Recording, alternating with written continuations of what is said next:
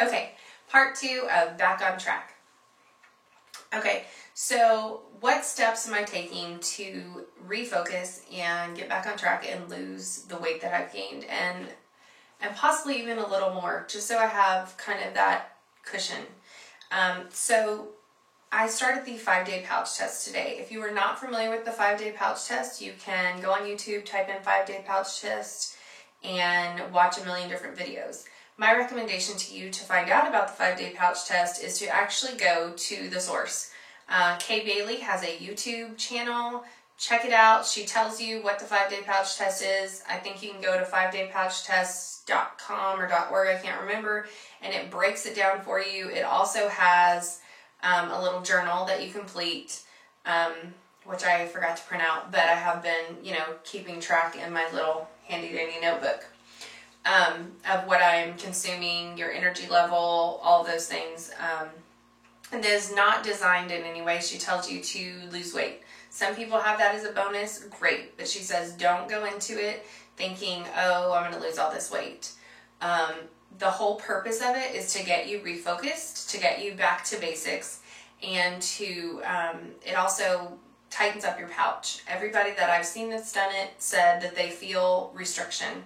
I started feeling like I had restriction, but nothing like in the beginning. I felt like I was really being able to eat a lot more than what I wanted to be able to eat and be comfortable.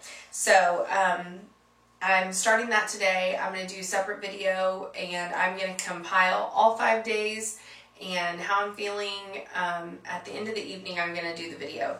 So all 5 days I will video and document that, and then I'll put up a 5-day pouch test video for you guys. Okay, so starting the 5-day pouch test, I'm exercising at least 30 minutes a day. Today I did the connect with my son and my husband, or sons and my husband. That little sucker will give you a workout. It will get your heart pumping. We did Connect Adventure, which is where you go through this obstacle course thing, and the Connect senses your body movements, and so it tells you if you're doing something wrong. We also did a dance video. I think Dance Central 2 is what it was called, but it gets your heart really pumping, and you have to jump and do all kind of other things. So that was my exercise for today, and I might even do a video in the evening, like an exercise video.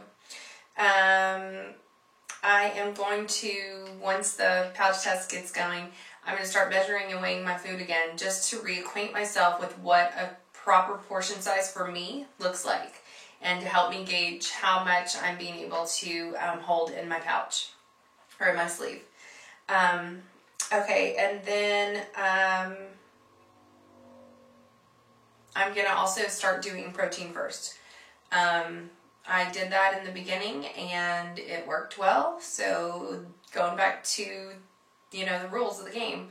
Protein first, and then you take, a bite of something else, but mainly need to get my protein in. So, the other thing was not drinking during meals. I've never been super good at that. And what happens, how Dr. Gartha explained it to me, is when you drink through during a meal, think of it like this is, a drain, like your faucet, the pipe that goes underneath. So say you put some food down the garbage disposal.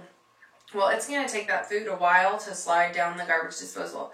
But once you wash some water through, it's going to push that food on through. So that's essentially what happens to us when we drink while we eat. It pushes that food all, it gives it lubrication, and so it kind of helps to push it on through faster, and so then you don't have that satisfied feeling. I'm not going to have sugar foods in the house, so I'm not going to have the chips and the cookies and that sort of thing in the house. I didn't have that stuff in the house before, and we've started buying a lot more of that stuff. I think you get to a comfort level, and then you start buying things that are not the best choice. So I'm not going to have any forbidden foods, because I don't believe in that. I think once you forbid a food, then you crave it more. I think that's just our human nature, so I'm not going to have that. And then I'll also have accountability by doing my YouTube videos again. And I can't say that I'm going to do like I used to do. Until I get back to goal, I'll probably keep doing videos like once a week, or maybe just when I feel like it. But I'm not going to say, okay, I'm going to do a video every single week, because once you get to your goal, there's really not a whole lot to say. Rosemary and Faith KP, all those people, they tend to be able to come up with stuff to talk about, and I just don't think I have things that are that interesting to say. When something hits me and I feel like it's something I need to share with you guys, that's when I do it. So,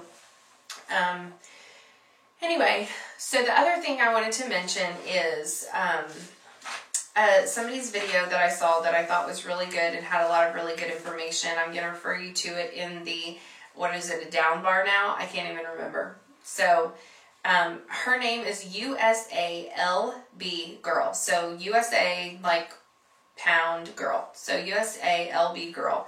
I believe she had a bypass. No, sorry, I'm wrong. She had a lap band. Okay, so, she did this video, and it's her top 10 tips for weight loss surgery patients. I'm just going to blow through them super fast. Watch her video because she really breaks it down, and I think it's super good information. All right, so number 1, she says, examine and know yourself. Examine your excuses and what makes you do well or stop a program. That's the first thing for sure that you need to do even before you have weight loss surgery. You need to know, okay, going into this, what am I going to do? All right, number 2, eat what you want when you are hungry and stop when you are not hungry. Not when you're full or satisfied, but stop when you're not hungry. It doesn't take very much to feel not hungry. I feel like for me, that when I've eaten till I'm full, it ends up being too much. And I feel like I've stretched my pouch out that way. Okay, number 3, excuse-proof your life, food, and exercise. So she said one of her excuses was she couldn't get to the gym. So she bought exercise equipment and workout DVDs so that she could work out at home. Another one of her excuses was she was really lazy, so she put a treadmill in her room. So basically, address your excuses and get rid of them. Number 4, she says, do not be a perfectionist or an all-or-nothing person. If you slip, keep going. So she was saying something about how, okay, somebody at the office had a birthday and she had started like eating right and everything, and she had a piece of cake. So then she was like, well, I already had the cake, might as well have the ice cream and the, like basically it was all or nothing. And we don't need to be like that. If we slip up, it's okay. Just like with 5-day pouch test, Kay Bailey says, I have never known anyone that has done the 5-day pouch test perfectly. Like they haven't slipped up and had something to eat or whatever. Okay, so number 5 is my favorite. Set your exercise and eating goals so low that you can't help but to meet them. So she said that she needed instant gratification, right? And she needed to feel like she was making goals. So she set a goal to just stand on her treadmill or to just turn on the DVD, the workout DVD. And she said, when I'd stand on my treadmill, I'd walk at least 7 minutes. So I think that's an awesome goal. You just stand on it or you just press play. Anyway, number 6, set your weight loss goals so that you'll meet a goal often. So she set smaller goals, like a 2-pound goal, a 4-pound goal, or a clothing goal. Like if I can get these pants up to my knees, next I want to get them to my thigh, to my waist, to be halfway zip, that sort of thing. Number 7, stop blaming yourself like, I deserve it, I did this to myself. Don't beat yourself up, love yourself. It's so easy for us as former fat people or even people that are pre-surgery, that are overweight. It's so easy for us to blame ourselves, but until we start getting on the bandwagon of loving ourselves and not blaming ourselves, we're just going to keep kicking ourselves. Every time we mess up, every time we don't make that exercise program, every time we quit Weight Watchers a month after we're into it, or whatever it is. So don't beat yourself up. You're human and things happen and life happens and you just need to love yourself. Number 8, nothing is forbidden or off limits or bad. When you deprive yourself, you give it power over you. And I put on here sin nature, because our nature is to want what we can't have, to desire what we can't have. And anyway, so number 9, be honest with yourself before and after. Why did you eat that? Were you hungry or was it for another reason? In other words, she's saying before you take that bite, you can ask yourself, hey, am I hungry, or am I just eating because I'm bored, or am I just eating because I just got a really bad call or whatever? And if you do go ahead and have the bite, then re-examine that and ask yourself, why did I eat that? Okay, number 10, weight every day. Your weight fluctuates daily and it keeps you in check. Don't be ruled by the scale.